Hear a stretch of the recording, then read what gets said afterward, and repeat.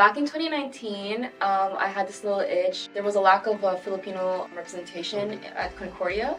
That's when we kicked it off. We are the Filipino organization of Concordia University, here today to connect, Celebrate, and challenge the Filipino community here in Concordia. Having that representation, making more people come to Concordia, going to university and finishing their degree. And I'm happy to say that it's actually that fact. It's one of the main reasons I want to go to Concordia. One of my favorite memories is probably when you guys had your first physical showbout.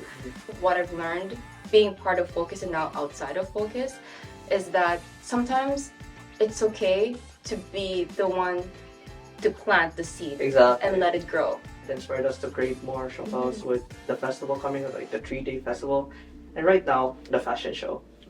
I'm so excited. I can't wait to see what's in store.